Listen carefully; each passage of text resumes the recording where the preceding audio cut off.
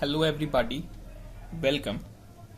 Today we are going to learn about how to solve the problems related to calendar. You might have learned calendar, but there might be some doubts you might be having. So we will do step by step what all to do, and if you follow these steps, you will surely be able to solve any of the questions. Alright, so the few things that we need to know is, let us start. The first thing is the number of odd days. So how you find number of odd days?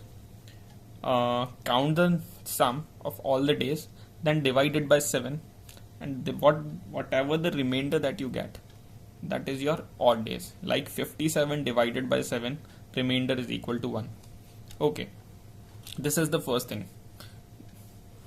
Then we need to know is, there are years called century years. Century years are the years that are multiples of 100. So, like 100, 200, 1600, 20, 200 and so on. So, you have to check that it is a leap year or it is a normal year. Alright. So, to check for leap year, we divide these years by 400. And if we get the remainder equals to 0, then this is a leap year, else it is a normal year.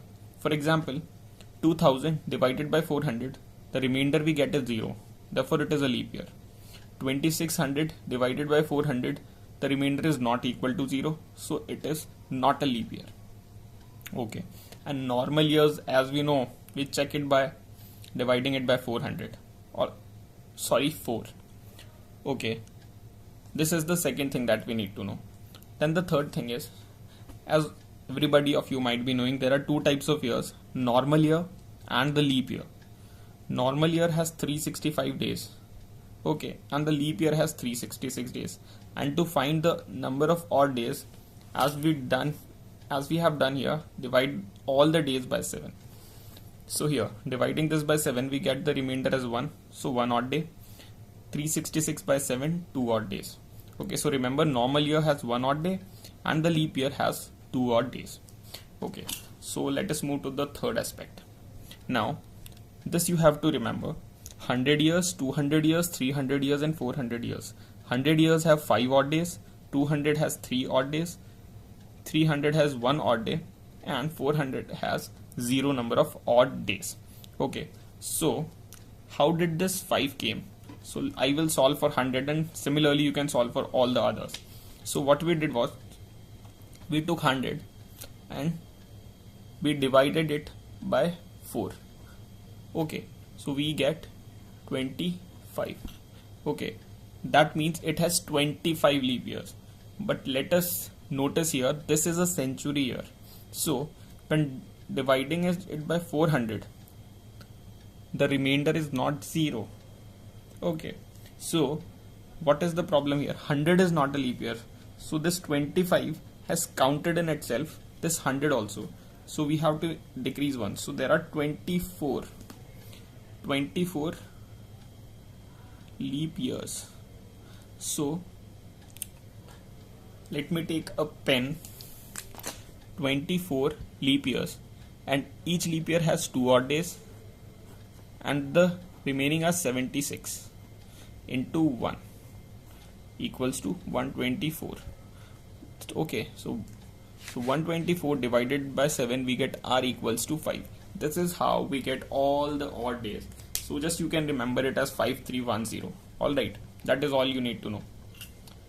Then the last thing you should know, this is the code. Like when you find out the number of odd days, if you get the remainder equals to 0, if you find the number of odd days, you get the remainder equals to 0, then that means it is Sunday, 1 means Monday, and so on. Okay, then one more thing. For example, you are on this date, 1 March 1948, and you have to move to 1 March 1949 the very next year. So when you watch this, we find that 1948 is a leap year. Alright, and this is a non-leap year. So when we move from here to here, we complete exactly 1 year. That means we complete 365 days. So number of odd days are equals to 1. Okay, now let us look at this. What is the difference here? 1948 is a leap year and you know that leap year is because of the one extra day in the month of February. So we are starting from 1st February 1948 and moving till next 1st February 1949.